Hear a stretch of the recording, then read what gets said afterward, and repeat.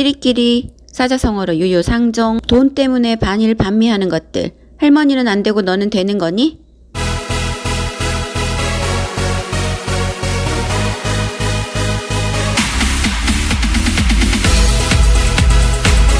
쇼세상 채널.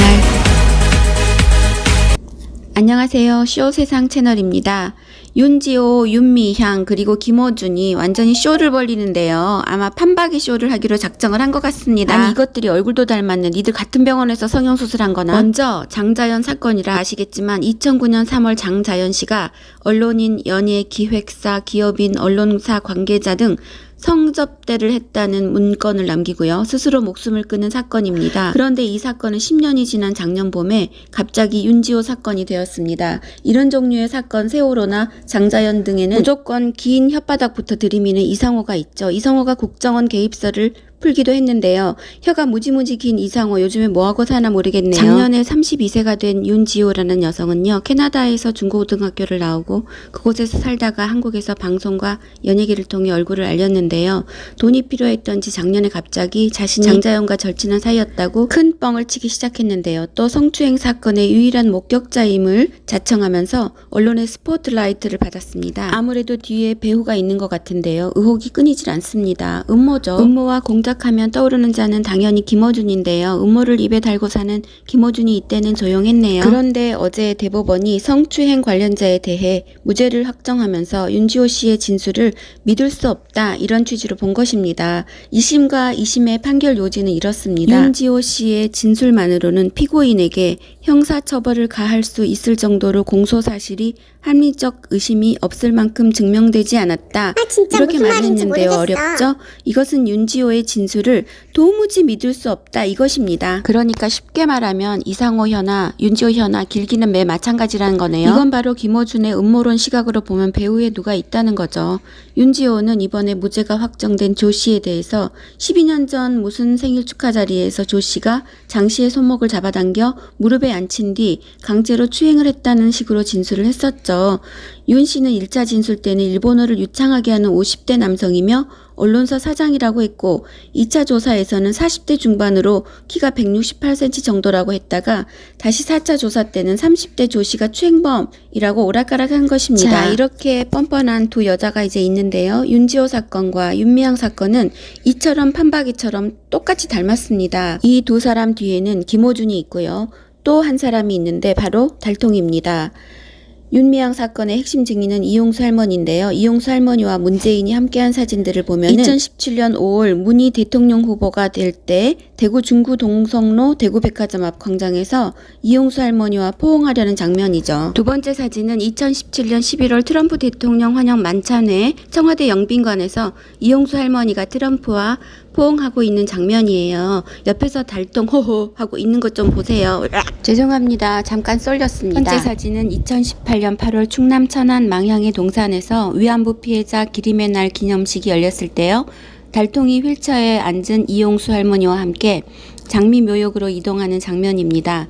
위안부 피해자 할머니들께 이토록 적극적이었던 달통과 청와대였는데 나라를 들끓게 하고 있는 윤미향 사건에는 일절 침묵으로 일관하고 있습니다. 자, 그러면 윤지호 사건에 왜 달통의 모습이 어른거리는 걸까요? 2019년 3월 18일 달통은 이미 10년이 지나 공소시효까지 끝난 장자연 사건 그리고 김학의 성접대 논란, 버닝썬 사건 이 세 사건을 법무부 장관에게서 보고를 받았고 그 자리에서 조직의 명운을 걸고 철저히 진상을 규명하라 이렇게 지시를 했습니다. 그때부터 마치 짜놓은 각본처럼 윤지호 씨는 활개를 치듯이 JTBC 이런 곳에 불려다니기 시작했고요. 집중 조명을 받았으며 나중에 거짓으로 드러난 여러 주장들을 쏟아내놓기 시작했습니다. 문 대통령의 적극 수사 지시가 내려진 이후부터요. 윤지호 씨가 크게 부상했다는 점입니다. 정말 이상하죠? 자, 의혹입니다. 음모죠. 배우가 있는 거죠.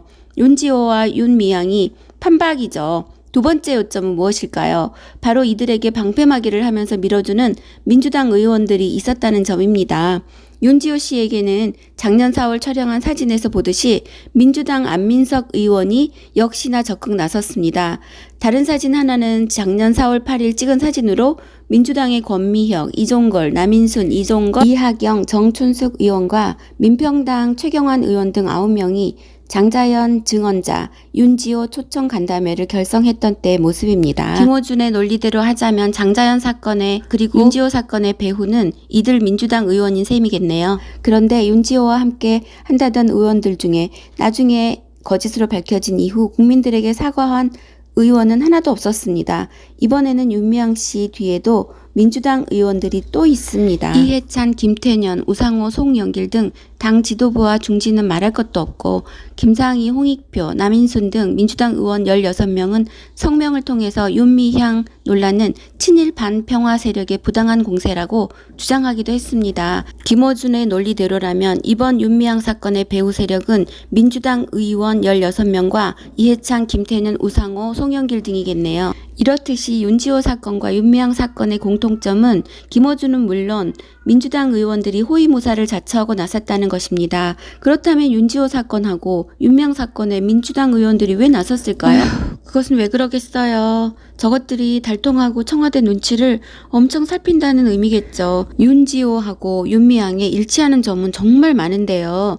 둘 다 남의 돈 뜯어먹는 데는 아주 귀재들이란 뜻입니다. 모금행위 하는 데는 천부적인 재능을 가지고 있는데요. 참 그러다 보니 달통은 인재 활용 좀 하세요. 그리고 코로나 핑계 대지 말고요. 세일즈 외교는 언제 하실 건가요? 그때 이 두 여자 좀 데리고 다니시면 참 좋겠네요. 남의 나라 돈을 싹싹 긁어 모을 것 같아요. 윤미향은 정의연 법인 명의는 말할 것도 없고요. 개인 계좌를 4개나 열어가지고 모두 11차례나 모금 행위를 했을 정도로 모금의 귀재라는 게 널리 알려져 있지 않습니까? 윤지호는 자신이 신변 위협을 받고 있다고 주장을 하면서요. 후원금 1억 4천만 원을 꿀꺽 모금했습니다. 이 모금은 현재 사기 혐의로 수사를 받고 있죠. 돈을 냈던 439명이 후원금 반환 소송을 제기한 상태입니다. 윤지호 사건하고 윤미향 사건에서 또 다른 닮은 점이 또 있는데요. 그것은 정말 속 터지게 상대편에게 덮어 씌우는데 아주 거리낌이 없다는 점입니다. 윤지호가 책을 낼 때 도움을 주었던 작가 김수미 씨는 윤지호의 주장에 대해 의혹을 제기했었죠. 그러자 윤지호가 되려 버럭 화를 내면서 김 작가가 소설을 쓴다, 허위 사실을 유포한다면서 덮어 씌웠다고 합니다. 김 작가는 명예훼손 혐의로 윤지호를 고소했지요. 다들 아시는 것처럼 윤미향을 편드는 세력들도 상대편을 친일 세력이네, 반평화 세력이네 이러고 덮어 씌우고 있는 중입니다.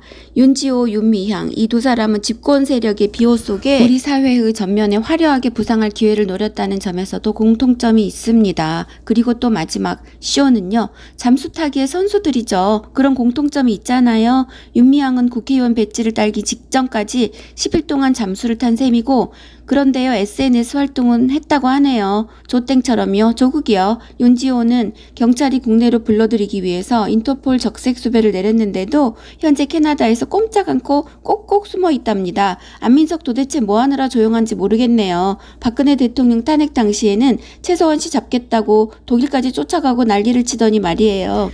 몇십 년 전부터 시작된 이 쇼를 언제까지 우리가 봐야 될지 모르겠네요. 오늘 영상은 여기까지입니다. 오늘 영상을 총정리하자면 이것들아 니들도 곧 버려진다. 그때까지 잘 살아라. 우파가 승리하는 그날까지 우리 모두 힘내요. 빠샤.